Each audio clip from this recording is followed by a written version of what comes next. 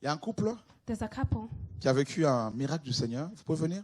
that undergone miracle from God. Can you come forward? Ils m'ont donné leur témoignage tout à l'heure. Ça m'a beaucoup parlé, beaucoup touché. They gave me that testimony earlier, and it touched me Et a je lot. réalise encore que le Seigneur est vivant. And I realize even more that the Lord lives.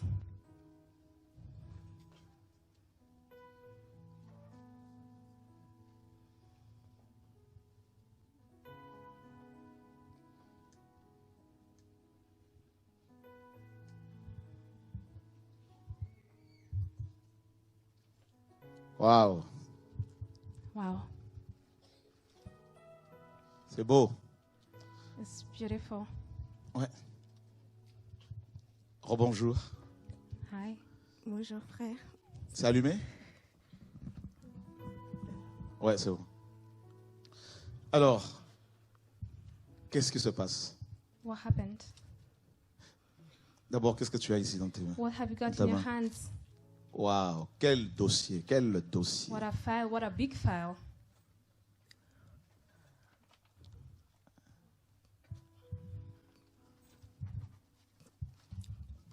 Bonjour à tous. Hi everyone. Soyez bénis. Be blessed. Le Seigneur est grand. The Lord is great. Tout ce que vous voyez là, c'est juste une partie. All J'ai this, presque une valise des examens que j'ai fait dans plusieurs grands hôpitaux à Paris depuis des années. Mais je vais aller au début de ce témoignage. Il a commencé un jour, en 2013. Il y avait le programme de réveil ici. On ne connaissait pas la Pochora, on ne connaissait pas le TV Devi. C'est une sœur qui nous a parlé du TV Devi. C'était avec mon mari. Et puis nous sommes venus un samedi juste pour voir. Et on est arrivé, on a prié. Après, ils ont parlé avec les nouvelles personnes. Donc le frère Serge qui est ici, avec un autre frère, nous ont reçus, ils ont parlé avec nous. On a dit, nous on est venus, on aimerait que vous priez pour nous. On veut avoir des enfants. Et ils nous ont dit, mais est-ce que vous êtes mariés? On a dit non. On vit ensemble, on a fait la dot, comme la plupart des Africains.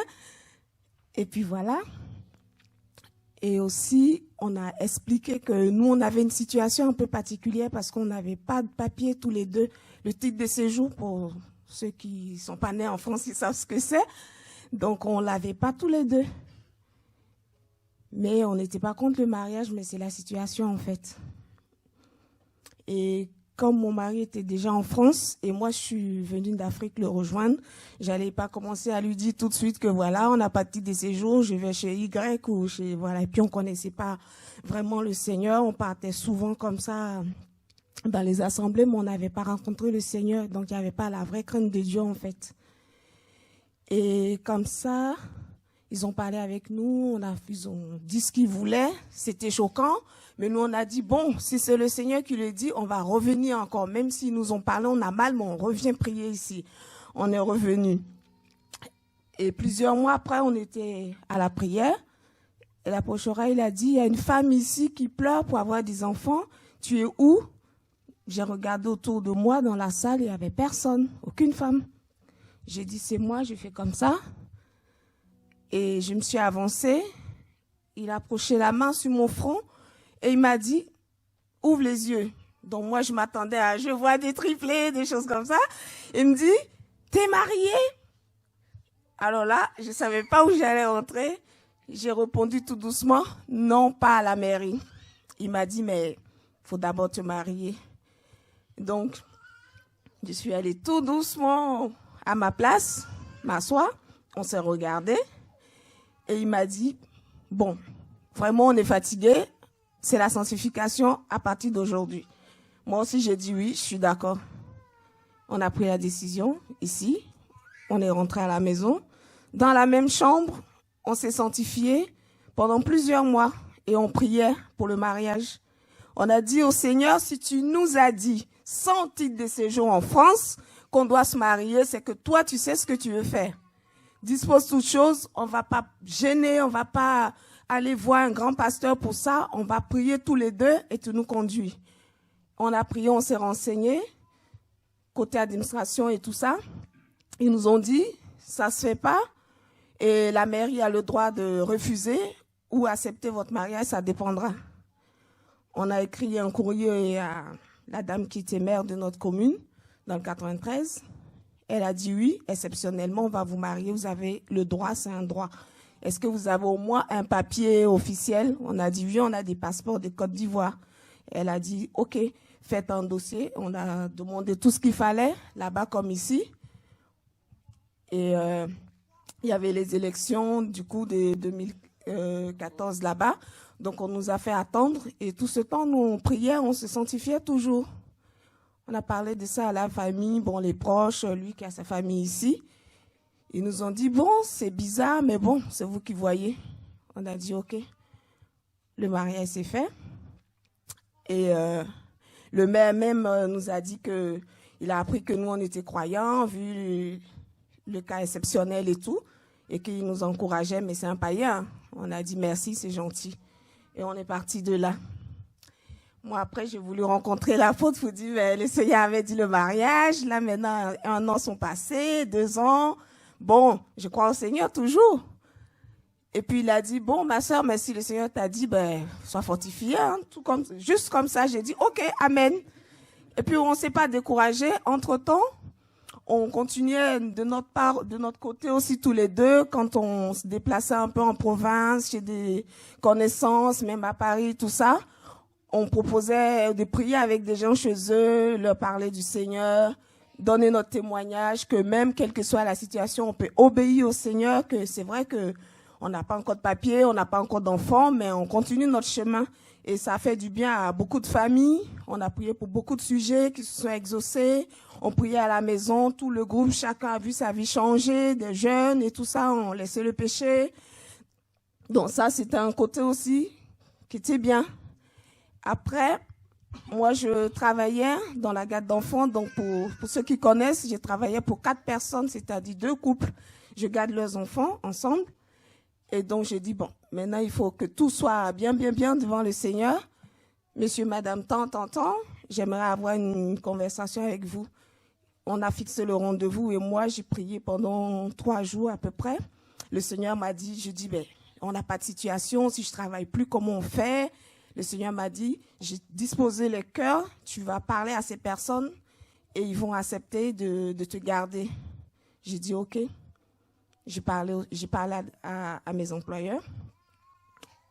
Et bien avant, j'avais déjà tout apprêté du côté de la préfecture. J'avais tous les documents comme demandé, j'avais tout apprêté. Il me manquait uniquement le contrat de travail qu'on appelle le CFA, c'est-à-dire l'employeur, il prend l'engagement que vous allez faire vos démarches pour travailler en CDI. Donc, par la grâce de Dieu, nous, on avait déjà tout rempli, tout préparé. Il manquait que la signature et le nom de l'employeur. J'ai présenté. Ils ont dit oui. Ils m'ont signé tous les papiers. Et du coup, j'ai démissionné, entre guillemets. Oui, donc voilà, du coup, j'ai dit, ben, parce que moi, je travaille chez vous, mais le nom que j'avais donné, c'était pas à moi. Mais moi, ma situation, elle est comme ça. J'ai pas de titre de séjour. Du coup, si j'ai pas de papier, je peux pas continuer à garder vos enfants. Ils ont dit non, vous occupez tellement bien de nos enfants qu'on peut pas vous laisser comme ça. On va vous aider. Ce qu'on peut faire, j'ai dit, ben, c'est le dossier. Ça nous coûte quoi? J'ai dit, ça vous coûte rien. C'est moi qui paye l'amende, c'est tout. Ils ont dit, OK. Ils ont accepté et j'ai fait les démarches. On s'est mariés en avril 2014 et en octobre 2014 également, parce que moi j'ai eu le contrat. Et puis j'ai fait les démarches et début 2015, le 4 mars, j'ai eu mon titre de séjour moi, grâce au Seigneur. Et puis 18 mois après, mon mari aussi, on s'est renseigné qu'il fallait, après 18 mois, faire toutes les démarches, qu'on ait tous des trucs en nos noms, à nous deux et tout ça, et que lui aussi pouvait bénéficier d'un titre de séjour. Tout ça toujours par la grâce de Dieu, parce qu'en temps normal, il fallait que moi, je sois d'abord résidente, et ça va prendre au moins 4 ans. Et le Seigneur a disposé encore des bonnes personnes pour nous donner les bonnes informations, tomber sur des bonnes personnes dans les préfectures, vous savez ce que c'est. Des fois, on vous fait tourner en rond, mais le Seigneur est tellement grand qu'il a tout préparé. Et ça s'est fait comme ça. Et Bertrand, il a eu aussi son titre de séjour l'année dernière, 2017. Il a eu 2016 en octobre également aussi, décidément. En octobre aussi, lui, on a été à la préfecture et le même jour, on lui a donné un récépissé de 6 mois. Et en avril 2017, il a retiré la carte elle-même. Et puis, avant que lui fasse le retrait de la carte, déjà, moi, j'étais enceinte, mais par rapport à la grossesse, je voulais vous montrer un peu les examens, si vous permettez.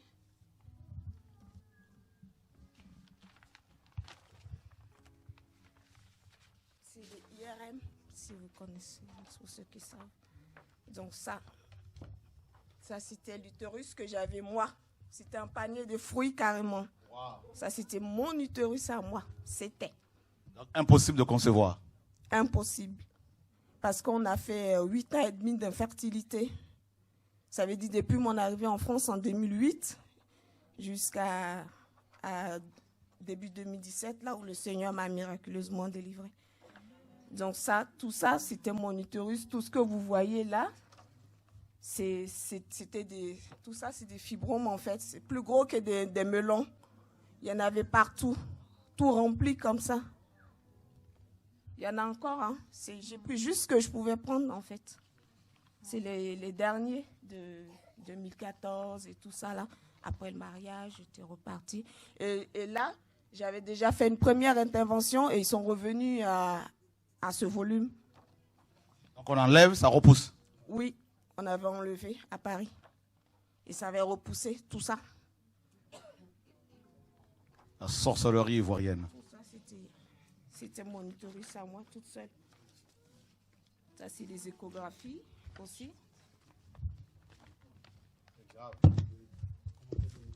C'est grave. Là, c'est quoi, là? C'est des échographies, vous voyez. OK. Là aussi, tout le milieu de l'utérus, il est plein. Wow. Il n'y a pas de place, en fait. Il n'y a pas de place du tout. Pareil. Donc, pas de place pour une éventuelle conception pour le bébé. Là où le bébé doit se placer dans le ventre d'une femme, et bien moi, à la place, il y avait des gros fibromes, plusieurs, et ils étaient dans le fond, ils étaient à côté, il y avait toutes les tailles, en fait. Il y avait les micros, ils appellent ça des microkystes, c'est-à-dire des tout petits, des gros, utérus polymyomate, quelque chose comme ça, ils ont appelé. Des mots très, très... du jargon des gynécologues. Donc ça, c'était ça. Waouh. C'est impressionnant. Tout ça dans le ventre d'une personne.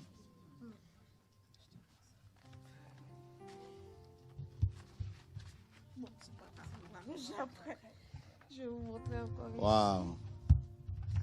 Ça, c'est ce qu'on appelle historographie. Je crois que les femmes connaissent. On injecte des trucs dans les trompes et on fait une sorte de radio. Et là encore, tout le milieu, vous voyez, là, c'est toujours pareil. C'est tout l'intérieur du ventre est toujours rempli. Après avoir fait une opération chirurgicale, hein, normalement, le ventre serait bien propre. Mais il y avait tout ça encore.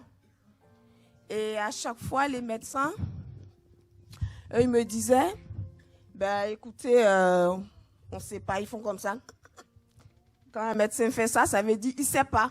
Ils disent, bon, allez-y faire les examens. Je retourne les faire. On me dit, allez-y voir tel professeur à Port-Royal, allez à la Riboisière, allez au Diaconesse. L'autre me balance ici, l'autre m'emmène là. J'allais chez tous les médecins. Après, on me dit, il y a un tel gynécologue ici, il va vous faire des examens. On m'a fait des examens de la tête aux pieds. On m'a recherché toutes sortes de choses, mais on me dit toujours c'est une infertilité inexpliquée. En plus des fibromes, on ne comprend pas. J'ai dit, OK, moi, je ne vais plus retourner voir un professeur et tout ça. Les rendez-vous, ça prend au moins 3-4 mois. Et après, on te fait des examens très douloureux. Juste pour te dire après que tu ramènes la valise là-bas, on te dit oui, mais on ne sait pas. On ne sait pas. Après, un autre me dit, il faut me faire réopérer. Je lui pose la question, mais on va m'abîmer l'utérus. Il me dit, ben, il il n'y a jamais d'intervention sans risque. Hein. Mais après, il faut voir. Je dis, ben moi, je ne veux pas. Mais comment vous allez faire les enfants? Je dis, ben Dieu, celui qui m'a créé, il va faire. Amen. Celle qui m'avait opéré, elle m'a dit, madame, on vous a opéré, mais c'est même pas sûr que vous allez concevoir. J'ai dit, pourquoi? Elle me dit, l'utérus n'est pas là, mais il est plutôt plus haut. D'accord. Il est très haut, c'est pas sûr que vous allez concevoir. Je lui ai dit, mais celui qui l'a créé, il va le repositionner. Elle m'a dit, bon, tant mieux, si c'est le cas. J'ai dit, oui, merci, vous avez fait votre part. Le Créateur, il va faire sa part. Et je suis partie, ça c'était encore en 2013, début là-bas. Et après, j'ai dit, Seigneur, moi je suis fatiguée. Les courriers, je les jette là-bas. Et en avril 2016, il y avait un moment de réveil qui avait repris, si vous vous souvenez. C'était vers le printemps comme ça. Il y a eu quelques semaines de réveil ici. Et je suis venue. Et après, il y a eu aussi une veillée. C'était toujours en avril 2016, j'ai bien retenu. Je suis venue à la veillée. Et l'apôtre avait dit, vers la fin de la veillée, on allait au petit matin, et les malades et tout ça, ils s'alignaient pour la prière. Moi, je suis venue devant.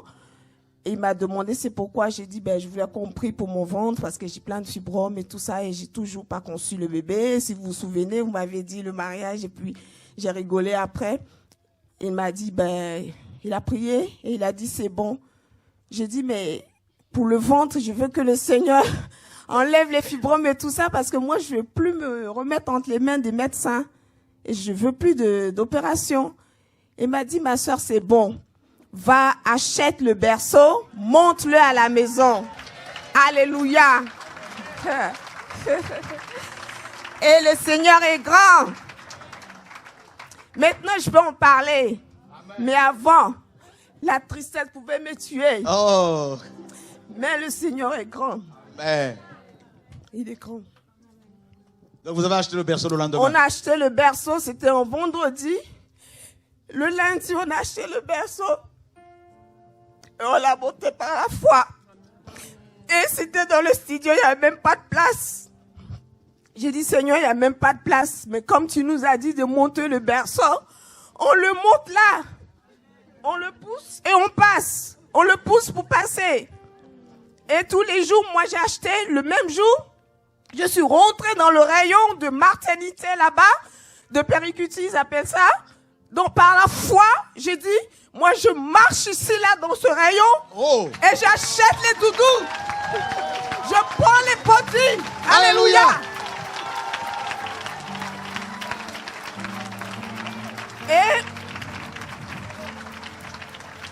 j'ai choisi les draps pour mon bébé.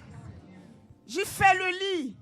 Et je renouvelais les draps, je les lavais, je les séchais, je les regardais et je disais, mais chérie, ben ton drap il est sale, je t'ai remis un nouveau, tu vas dormir. Et j'ai mis le doudou qui chante, je l'allume, le doudou il chante, j'ai dit, ben tu fais ta sieste. Voilà, tu fais ta sieste. Je lui achète les bodys, je les mets là, je dis, ce sont tes nouvelles affaires et tout. Voilà. Et quand je sortais, je disais, ben, à ce soir, les enfants, maman, elle va au travail, elle revient, soyez sages et tout ça. Quand je rentre, je dis, coucou, je suis rentrée, ça a été. Voilà. Et quand on priait, on disait, les seigneurs, les enfants ont prié, c'est l'heure de la prière, écoutez la prière, soyez sages et tout ça. On l'a fait par la foi et à un moment, c'était dur parce qu'on n'est pas des anges. Après, j'étais fatiguée, je disais, mais j'ai fait tout ça, mais je vois rien. C'est pas facile. Déjà, quand on s'est mariés, on n'avait pas de papier. Tout le monde nous insultait, que vous êtes trop bêtes. C'est quel Dieu vous avez prié qui vous dit, sans papier, d'aller vous marier, vous êtes condamnés, vous n'allez même plus avoir de papier dans le pays ici. C'est qui vous a mal conseillé comme ça? Votre Dieu, là, il ne peut pas vous donner les papiers. D'abord, vous vous mariez sans papier. Comment vous allez faire? Vous allez tourner en rond, vous n'avez pas d'enfant, vous n'avez pas de papier. Comment vous allez faire maintenant? Ça, déjà, ils l'ont dit. On a dit, mais celui qui nous a dit de nous marier, il va nous donner les papiers. Et il a donné. Et il a rendu silencieuses les lèvres qui parlaient contre nous, comme le dit la Bible. Et nous avons béni notre Dieu sur cette étape-là. Et pour l'enfant, tout le monde nous attendait. Si votre Dieu là existe, on va voir le jour que Esther va concevoir. Comme ça, on saura, c'est moi Esther. J'ai dit, mais moi, je ne suis pas Esther pour rien. Le nom là que je porte, c'est Esther. Mais Esther, vous savez l'histoire d'Esther. Donc moi, je vais aller au-delà de ce que vous pensez là, grâce à mon Dieu. Et le lit, on l'a monté, comme je vous ai expliqué. On faisait toutes ces choses et tout. Après, moi, j'étais très découragée. Et l'ennemi a commencé par ma tristesse, m'attaquer. J'ai eu près de 8 mois où j'étais tout le temps malade. J'avais toutes sortes de douleurs. Je pouvais vomir un seau d'eau plein à la maison. Les vertiges à longueur de journée. Je marchais, je sentais qu'on me tirait comme ça. Mais on a prié, on a eu le soutien de beaucoup de frères et sœurs. Les frères de l'Assemblée d'Evry sont frère Charlie, tous les frères, ils sont témoins. On a beaucoup galéré pour que les médecins n'ont rien trouvé. J'avais les palpitations, j'avais les vertiges, j'avais des vomissements, des nausées, les remontées, les douleurs. Des fois, c'est comme si on cassait ma tête parce que le Seigneur m'a dit, je vais avoir l'enfant. On me dit, tu ne vas pas l'avoir. Et même ici, quand on avait prié pour moi, le diable me disait, on a rempli son ventre, elle n'aura pas d'enfant. On a rempli son ventre. Comme quoi, ça, la parole allait rester. Et moi, j'allais croire que oui, il n'y a plus de place dans mon ventre. Je dis, mais ça, ce n'est pas le ventre que moi, Dieu m'a donné. Celui que vous avez rempli, là, c'est le vôtre. Je vais avoir les enfants. Et ça, c'était une autre étape. Et donc, comme ça, on a continué les examens. Je dis, c'est bon, je n'en peux plus, j'ai laissé. On a continué dans la prière. Et moi, je priais toujours, Seigneur, enlève les fibromes pour qu'il y ait de la place. Enlève les fibromes. Le Seigneur a dit, les fibromes ou pas, moi, je vais mettre l'enfant. Et début d'année 2017, on était toujours dans le studio. Et puis moi-même, j'étais dans un moment de prière. J'ai vu qu'une personne, une dame de ma famille, m'a dit en songe qu'elle a cousu mon ventre. Elle m'a dit que, tu sais, je me suis retrouvée dans la cour en Afrique familiale. Hein, je me suis retrouvée là-bas. Et j'ai prié en langue et je marchais, je priais qu'en langue. Et là, elle s'est approchée comme ça, elle m'a serrée. Elle m'a dit, tu sais, j'ai pris des aiguilles de fil et j'ai cousu ton ventre. Et moi, ma réponse, c'était toujours en prière, en langue. Et je me suis réveillée, j'ai dit, merci Seigneur, parce que ces fils-là n'existent plus. Mon ventre, il n'est plus cousu. Puisque tu as exposé les ténèbres, c'est fini. Amen. Voilà. On a continué dans la prière. Après, j'ai eu un autre songe. J'ai vu on m'a dit, tiens, le bébé là, va avec lui pour prier. Et le bébé, il avait plein de cheveux. Et voilà, Samuel, il a plein de cheveux. Et quand j'ai vu ça, j'ai dit à mon mari, on cherche à déménager, mais il faut s'avancer un peu vers la ville et tout ça, parce que je sens que quand il y aura une grâce, les RER qui déconnent là, approchons-nous un peu de Paris là-bas. Moi, je sens la grâce. Et comme ça, on s'est rapprochés, on est reparti, on était venu dans le 91, on est reparti à Montreuil dans le 93. Et là, après, j'ai vu que, d'habitude, moi, d'abord, j'ai jamais avorté. Le Seigneur m'a fait grâce. J'ai jamais pris une seule pilule depuis que j'étais jeune. Et puis là, je disais, mais il faut que le Seigneur me justifie parce qu'il n'y a pas de raison. Voilà, j'ai rien provoqué pour être stérile, en fait. Et hop. Une semaine, j'ai rien vu. 2 semaines, je suis allée faire une prise de sang. D'abord, la dame généraliste, elle m'a méprisée. Elle m'a dit, mais déjà, vous avez plein de fibromes.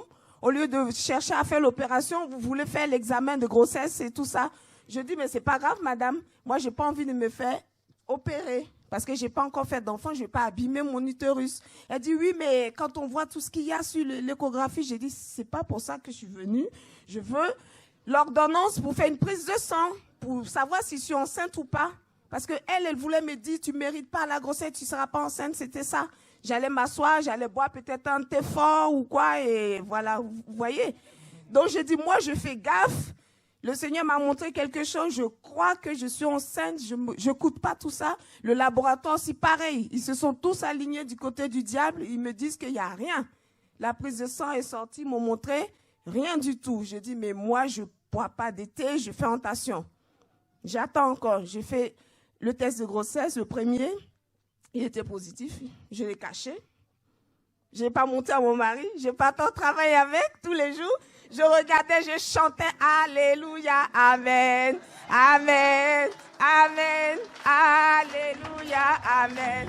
Umamana yokolo. Et j'aime le côté, quand c'est en langue congolaise, que j'aime bien. Et je chantais ça. Jésus est mon roi. Et puis je faisais des câlins aux enfants au travail. Je disais, le Seigneur est vivant et tout. Et après, j'ai fait un deuxième. Celui-là, c'est le digital. Il marque bien que noir sur blanc, enceinte, telle semaine et tout ça. Quand j'ai fait celui-là, il a mis plus 5. Ça veut dire que j'étais enceinte vraiment. Et là, maintenant, j'ai réveillé mon mari. Je lui ai dit, regarde, je m'apprête pour aller au travail, mais regarde ça. Il m'a dit, mais c'est quoi ça? J'ai dit, mais regarde, c'est écrit en français. Il m'a dit, oh, ma femme, c'est quoi ça? Je lui ai dit, mon mari, regarde, viens. Il a regardé, il a dit, oh, Jésus. J'ai dit, bon, écoute, mets dans le tiroir à côté de toi. Moi, je vais au travail, bonne journée. Je suis partie. Je ne perds pas votre temps, hein. C'est pour que vous compreniez ce que j'ai vécu. Voilà. Et donc, c'était comme ça. Et avec ça, maintenant, les 2 tests de grossesse, je suis repartie. J'ai pris rendez-vous avec un autre médecin, pas celle-là, la mauvaise. Et quand j'ai montré tout ça, elle n'a même pas... tout de suite, elle m'a fait toutes les ordonnances. Allez-y, faites tel examen, tout ça. L'acide folique à prendre tout de suite. Vous êtes enceinte, il n'y a rien à dire. L'ordonnance de l'échographie, j'ai dit OK, puis je suis partie. Et j'étais maintenant à 2 mois, environ et demi, par là, si mon compte était bon. Et un soir, je suis rentrée du travail, j'étais à la maison. On a reçu la visite d'un frère, il est même pasteur, mais d'une autre assemblée, on sympathise, on prie souvent à domicile ensemble. Il est passé nous voir, et comme toujours, on a dit, bon, on prie. On a prié. On finit de prier. Moi, j'étais assise sur ma chaise. Je sentais quelque chose de froid. Je dis, mais on est en hiver, qu'est-ce qui est froid? Je ne sais pas. Donc, je me suis levée tout doucement. Je suis rentrée dans les toilettes. Et là, il y avait du sang partout. Je me suis dit, mais j'étais restée sereine. J'ai dit, mais qu'est-ce que ça peut être? J'ai dit, Seigneur, c'est pas ce que tu m'as dit. Hein. Tu m'as dit, monte le berceau. Moi, je l'ai monté. Tu ne m'as pas dit, après le berceau, il y aura ceci, il y aura cela. Le berceau, ça veut dire le bébé, il sera là. Donc, voilà. Et je n'ai pas paniqué, je suis restée sereine. Je suis rentrée dans la salle de bain, tout et tout. Je me suis douchée, habillée. Et on est parti aux urgences maternité. Ils m'ont examinée, j'ai expliqué et tout. Mais le sang qu'on voyait, si vous l'avez vu, on ne peut pas penser qu'il y aura encore une grossesse en place. C'était du sang vif et comme si on avait ouvert une grosse poche. Il y en avait partout. Et on est parti. Et ils m'ont dit, mais l'embryon bouge bien, et le cœur bat, vous l'entendez? J'ai dit oui.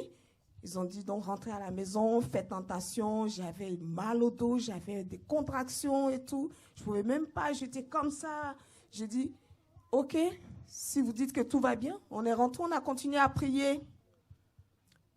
Et au 3e mois, on est parti pour l'échographie. L'échographie, il commence son échographie, le petit bébé, il bouge, il respire, son cœur bat, OK. Après, il rapproche son écran en 3D, il nous montre, il fait une couleur, un peu une croix et une couleur, il nous dit, mais vous voyez cette partie encadrée en rouge? On dit oui. Il dit, mais tous ces centimètres-là, c'est le placenta qui s'est décollé. On s'est regardé, on a dit, le placenta décollé? Mais moi, je connais un peu la périculture, je sais ce que c'est, l'histoire des placentas et tout ça. Bon, peut-être lui ne comprend pas, mais moi, je comprends ce que ça veut dire. Parce que si le placenta il se décolle, le bébé se développe dans quoi? C'est son petit sac où il se développe. Donc, comment ça peut se décoller? Et ça part comme ça jusqu'à l'autre angle, plusieurs centimètres de 2 côtés. J'ai dit, ah bon? Il dit, mais on ne vous l'a pas dit à l'hôpital? J'ai dit, on a été, ils ont dit que tout allait bien, ils ne savaient pas d'où venait le sang, tout ça, donc on a dit, tant mieux. Il a dit, il faut aller voir avec votre médecin. Donc lui, il était beaucoup inquiet en fait, mais nous, on était sereins. On est parti. J'ai montré au médecin qui m'avait prescrit les examens. C'était une jeune dame. Elle m'a dit, ah, vous ne pouvez pas travailler, madame, vous ne pouvez rien faire. Vous devez voir avec l'employeur, rentrer chez vous, rester allongé si vous voulez avoir le bébé.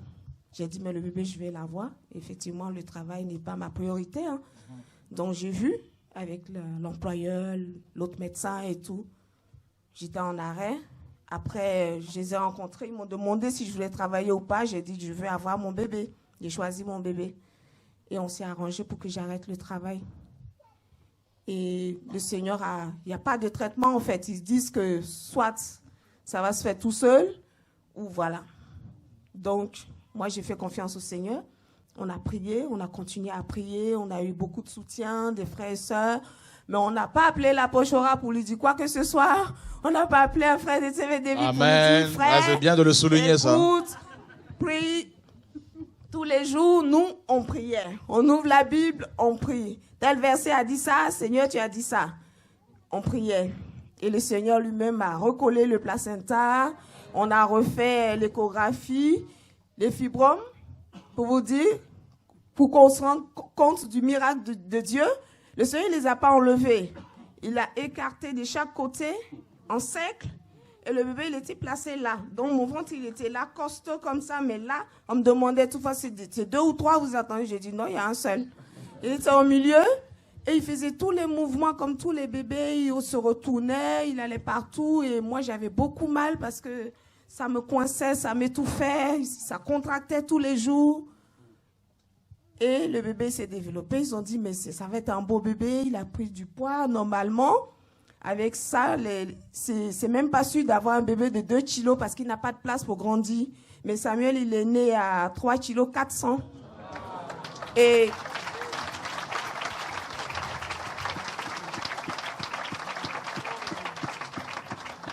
il est arrivé 2 semaines plus tôt parce qu'ils ont dit, vu que les fibromes sont gros et ils ont tout, faut pas prendre de risques. Ils m'ont proposé comment ça s'appelle? La césarienne. Donc, j'ai dit, moi, d'abord, j'ai dit, je refuse. C'est parce que le Seigneur m'a dit, je vais d'abord prier. Ils ont dit, madame, c'est vous qui voyez. J'ai dit, oui, moi, je prie d'abord, après, je vous dis. J'ai prié. J'ai dit au Seigneur, si tu permets, c'est toi qui permets ça pour préserver ma vie, la vie du bébé, que ça se fasse. Mais si c'est pas toi, permets que j'accouche normalement, avant leur date et tout ça. Mais le Seigneur a voulu que ça soit comme ça, je suppose. Bon. Donc, on est parti le jour J, on a prié, on est rentré. J'avais pas peur, j'étais sereine. Je disais que Seigneur, tu es là, c'est toi le grand médecin. J'ai rappelé au Seigneur toujours que c'est toi qui as commencé quand eux, ils ne pouvaient rien faire. Tu as été mon grand médecin, mon grand gynécologue. Et j'ai oublié le jour que j'avais prié à la maison par rapport à la lettre du deuxième professeur que j'étais fatiguée. J'étais à genoux à la maison, j'ai dit au Seigneur, je suis fatiguée. Et quand j'ai prié, le Seigneur m'avait dressé la main comme ça. Et il m'a dit, je brise les chaînes de la stérilité. Et là, c'est venu comme ça sur mon ventre. Et il avait cassé la chaîne de la stérilité ce jour-là. Et quand on avait prié avec un couple, des frères et sœurs aussi, qui ont beaucoup intercédé avec nous, la sœur, elle m'a dit, ma sœur, le Seigneur va te visiter, mais ça sera un petit Samuel. Tu auras d'abord un garçon, après tu auras d'autres enfants, mais le premier, en tout cas, c'est un garçon. Donc, moi, j'avais retenu. Du coup, on n'a pas trop cherché. On a dit, avant même qu'on ne fasse l'échographie, on a dit c'est Samuel. Et qu'on a fait, quand ils ont dit c'est un garçon, on a dit on savait. Parce que le Seigneur a dit Samuel, ça peut pas être Samuel-là, c'est Samuel. Donc, on l'a appelé Samuel Trésor. Et parce que, comme c'est pas une fille, on peut pas dire Prunelle, mais il est précieux pour nous et pour le Seigneur. Donc, on l'a appelé Samuel Trésor et ça me faisait penser aussi au frère Trésor à chaque fois qui est fou. J'ai dit, petit Trésor, sois comme grand Trésor. Donc, ça venu frère Trésor. Et puis, Samuel est arrivé. Tout s'est bien passé. On est rentré à la maison, tout et tout. Et ils ont fait une prise de sang à la naissance, là, du 3e jour. Et d'après eux, ils disent que mon Samuel Trésor à moi est drépanocytaire. Qu'il a pris quelques gemmes chez moi, quelques gemmes chez papa, et qui serait drépanocytaire, SC, l'hôpital d'Hébré, tout ça. On nous a convoqué, le courrier il est là, frais, vous pouvez le regarder. Et ils ont dit dans le courrier qu'il faut qu'il soit sur un traitement parce que ça déforme les globules rouges, ça peut donner des douleurs dans les articulations. Ce n'est pas la forme sévère, mais ça reste la drépanocytose.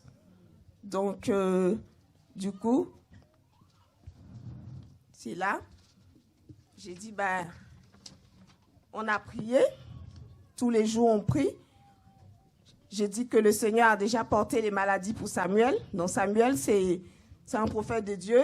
Et j'ai toujours dit que Samuel va jouer les instruments pour le Seigneur. Donc ses mains sont magnifiques pour le Seigneur. Il ne peut pas avoir des douleurs, des poignets, des genoux, parce que c'est un prophète de Dieu. Donc le papier est là pour dire que le Seigneur, c'est ici que tu m'as dit. J'ai monté le berceau. Et dans le berceau, il n'y avait pas la drépanocytose. Donc le trésor est là. Et le Seigneur ne s'est pas arrêté là. On a demandé un logement. On n'a pas un dossier très ancien parce que avant, quand moi j'ai fait la demande, ils ont dit votre époux n'a pas de papier, donc on ne tient pas compte, le dossier il est là, mais on ne va rien vous proposer. C'est comme s'il n'était même pas là. J'ai dit ok, mais on va la voir. Et un jour encore à la maison, le Seigneur nous a beaucoup parlé à la maison, frères et sœurs. Aimez prier à la maison. Quand vous avez de la visite, ne bavardez pas. Dites aux personnes, prions un peu. Nous, on a toujours fait comme ça. Du coup, les gens, ils aiment venir chez nous parce que quand ils viennent, ils prient, ils sont exaucés après. On a prié et le Seigneur passé par le frère, il a dit, vous allez avoir une grande maison. Hein? On a dit, merci Seigneur. Et il a précisé, il a dit, vous allez avoir 3 pièces et ça sera vers Paris, pas dans le 91. On a dit, le Seigneur qui nous emmène où il veut et l'étage qu'il veut, le bâtiment, la rue, que tout soit pour lui. Et là, la demande a été envoyée en décembre par le côté du travail, là, le 1% patronal. Et seulement 29 novembre et seulement le 12 janvier, déjà, on a reçu un appel de l'Action Logement. Ils nous ont questionnés et tout ça. Bref, et puis ils ont dit, vous allez voir par mail un bon de visite. On a dit, ok, on va aller visiter. Mon mari a été visiter un appartement. On a prié. On a dit, Seigneur, si c'est là où tu as préparé pour nous, tu nous as promis d'abord un F3. Donc, on a précisé que nous, on voulait F3 parce que c'est ce que le Seigneur nous a dit.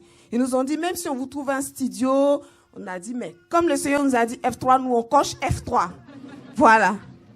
C'est tout. Et le papier est là. C'est le deuxième papier. La commission s'est tenue. Et bizarrement, la dame, elle nous a dit la date. On a dit, mais gloire à Dieu, nous, on va prier, le Seigneur va disposer des personnes parmi eux là-bas, puisqu'elle nous a dit la date, que c'est un vendredi, on a prié. Et ils ont envoyé la réponse. Ils nous ont dit que ce logement-là, que nous, on a visité, les 3 pièces, ce logement, il est à nous. Voilà. Gloire à Dieu.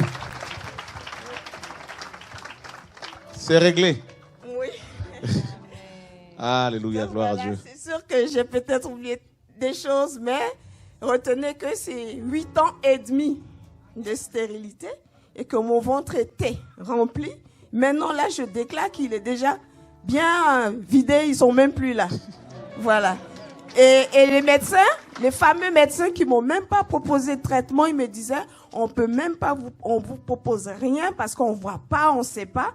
Les mêmes aujourd'hui me proposent maintenant les pilules, le truc dans le bras, parce qu'ils ont vu que j'étais très féconde maintenant. Grâce à Jésus. Et apôtre, aussi parce que quand je faisais plein de songes de combat, même pendant une sieste, j'étais combattue. Je me retrouvais toujours au milieu d'une foule. Pendant la grossesse, j'ai eu même des attaques des maris de nuit, des nourritures, de toutes sortes de choses pour me faire avorter. Et une dame, encore en Afrique, pendant que je suis ici, en pleine sieste, je me retrouve là-bas, elle me dit, je vais te faire sortir l'enfant du ventre. J'avais même pas encore 2 mois de grossesse. J'ai dit, mais comme elle sait, moi, j'ai même pas parlé à quelqu'un, comme elle sait que je suis enceinte. Et le Seigneur m'avait dit, tu dis à personne que tu es enceinte. Et je l'ai dit à personne, j'ai jamais prononcé le mot, je suis enceinte. Ceux qui me voyaient me disaient, qu'est-ce que c'est? J'ai dit, c'est la grâce de Dieu. Même à la maison, on dit, c'est la grâce qui est en route. C'est la grâce, j'ai jamais prononcé. Après, les gens se sont fâchés. Pourquoi tu nous as pas dit? J'ai dit, moi, j'ai respecté ce que le Seigneur m'a dit. Le Seigneur m'a dit, tu n'annonces à personne. Alors, tu vois le ventre, mais tu l'as vu. Mais je te dis pas. Voilà, de ma bouche, je te dis pas. C'est la grâce. Voilà, c'est la grâce. Voilà. C'est pas grâce. C'est pas grâce.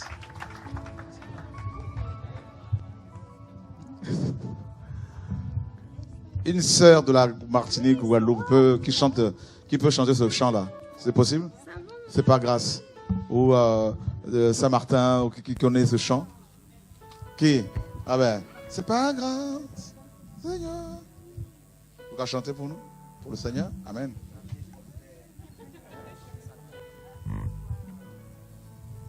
C'est par grâce, Seigneur, c'est par grâce.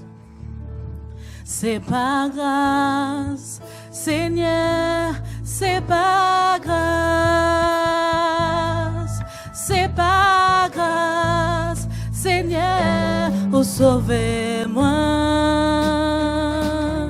C'est par grâce, Seigneur, c'est par grâce. À présent, moi ça chanter, alléluia. À présent, moi ça chanter, alléluia. À présent, moi ça chanter, alléluia. C'est pas grâce, Seigneur, c'est pas grâce. À présent, moi ça louer, alléluia. À présent, moi ça louer, alléluia. À présent, moi ça louer, alléluia. C'est pas grâce, Seigneur, c'est pas grâce. C'est pas grâce, Seigneur, c'est pas grâce. Wow. C'est pas grâce. Est-ce qu'on peut l'acclamer tous ensemble? C'est pas grâce.